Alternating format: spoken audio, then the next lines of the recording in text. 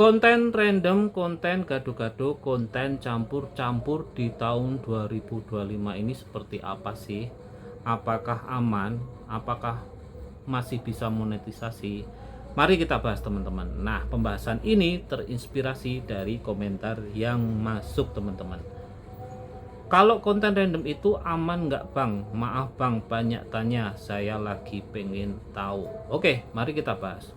Untuk konten random, konten gado-gado, asalkan konten kalian itu adalah konten ori kalian atau karya kalian sendiri, itu nggak masalah, kalian upload aja, yang penting itu karya ori kalian teman-teman. Tapi kalau itu hasil reupload, walaupun kalian sudah editing banyak di dalamnya, itu akan tidak aman dikerjakan, tidak bisa dimonetisasi.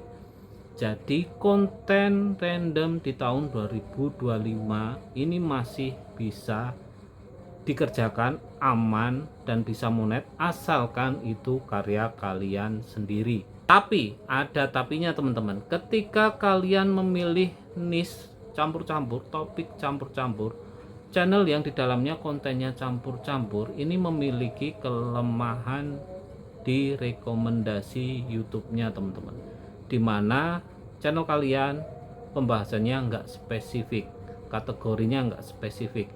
Ini bakal melemahkan algoritma YouTube dalam merekomendasikan channel kalian. Lah bukannya kalau kita membahas campur-campur itu malah jangkauannya lebih luas ya, lemparannya malah kemana-mana. Bukan seperti itu teman-teman konsepnya. Saya misalkan seperti ini teman-teman, ketika ada teman kalian mencari sebuah paku di Indomaret, sebut merek ya nggak apa-apa ya, di Indomaret itu ada paku teman-teman, di toko besi ada paku, di toko apa ya, toko kelontong misalnya ada paku teman-teman. Kira-kira kamu sebagai teman dia itu merekomendasikan yang mana? Pasti merekomendasikan toko besinya ya, karena ketika kalian melihat toko yang spesifik, di situ pasti ada pendukung lainnya teman-teman, seperti paku, palu, tali dan sebagainya yang kemungkinan diperlukan oleh teman kalian ketika membutuhkan paku. Sama seperti algoritma ya teman-teman, ketika ada penonton mencari topik memasak, di channel kalian itu banyak sekali topiknya, ada memasak, memancing, terus berkebun dan sebagainya, lalu bersaing dengan channel lain yang spesifik memasak.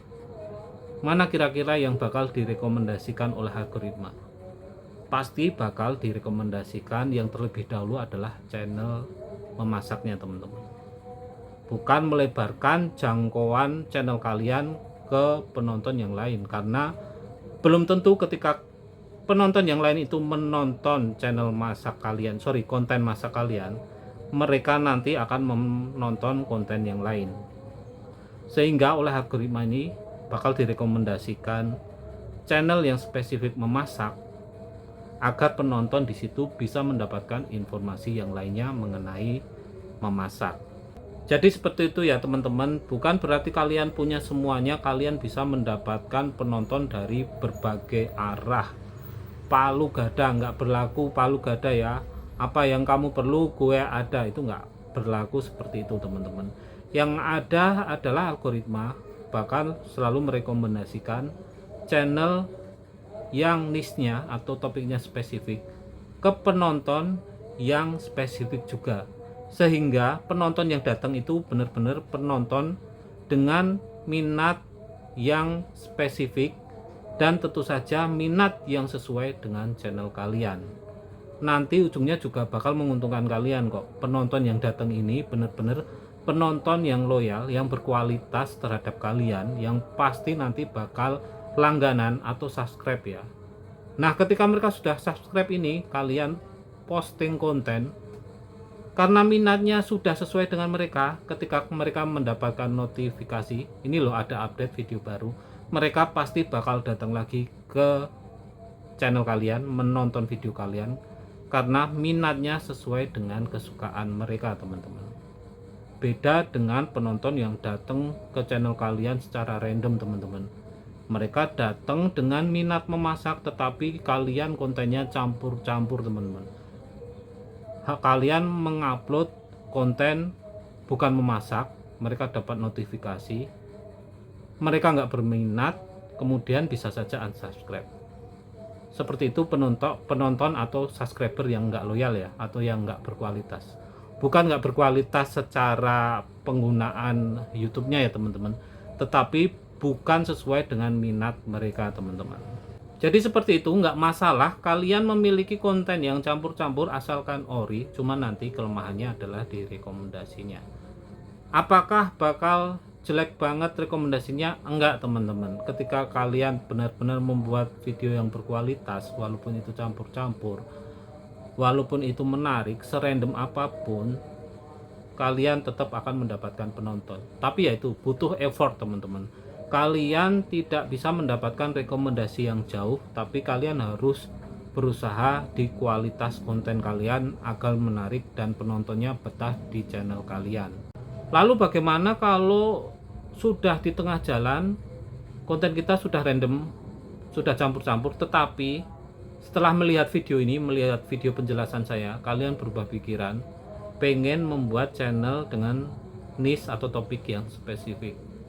Bagaimana caranya? Apakah langsung berubah di tengah jalan atau butuh proses dalam pembuatannya? Ada beberapa tips yang akan saya bagikan teman-teman menurut pengalaman saya ya. Ketika kalian memiliki konten campur-campur dan pengen berubah pikiran membuat channel dengan niche yang spesifik, kalian harus melihat analitik konten di channel kalian. Carilah konten yang paling laris, analitiknya bagus, aktivitasnya masih aktif sampai sekarang, kemudian jadikan konten tersebut menjadi niche kalian. Misal nih, konten kalian campur-campur, ternyata dari sekian banyak konten campur-campur, konten memancinglah yang paling mendapatkan respon yang baik, analitiknya bagus, dan viewsnya selalu bertambah sampai sekarang. Maka jadikanlah konten memancing tersebut menjadi niche atau topik yang spesifik untuk konten kalian. Pelan-pelan ke depannya kalian merubahnya menjadi niche memancing, channel dengan niche memancing. Jadi seperti itu ya teman-teman.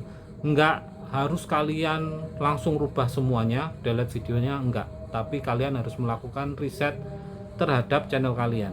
Video apa yang paling laris, yang masih mendapatkan respon, jadikan konten tersebut menjadi niche kalian. Kedepannya jangan upload campur-campur, tapi pilihlah niche memancing menjadi niche kalian. Kedepannya upload mengenai konten memancing tersebut ya, jangan campur-campur. Yang kemarin-kemarin sudah jangan di-delete, karena kalau di-delete malah bakal menghilangkan jam tayang, menghilangkan views dan sebagainya teman-teman. Diamkan saja, lalu kedepannya mulai fokus dengan konten memancing yang sudah kalian pilih tadi ya teman-teman. Oke, jadi itu tadi ya teman-teman. Di 2025 ini konten campur-campur masih worth it asalkan itu konten ori kalian. Dan pikirkan lagi, ketika kalian bakal mengambil konten campur-campur, kalian harus effort di kualitas videonya, kualitas kontennya teman-teman. Usahakan semenarik mungkin dan membuat penonton bertahan menonton video kalian. Kalau kalian nggak kuat dengan effortnya, ya sudah pilih niche yang spesifik aja. Pilih topik yang spesifik, topik yang kalian pahami, kesukaan kalian, topik yang kalian lakukan sehari-hari, topik dari hobi kalian, sehingga kalian nggak bakal kehabisan bahan, nggak bakal kehabisan konten, nggak bakal kehabisan ide, nggak bakal bosan dalam membuat konten, karena itu adalah hal kesukaan kalian dan hal yang kalian lakukan sehari-hari. Gitu ya teman-teman, semoga bermanfaat. Jangan lupa subscribe, like, share, dan komen.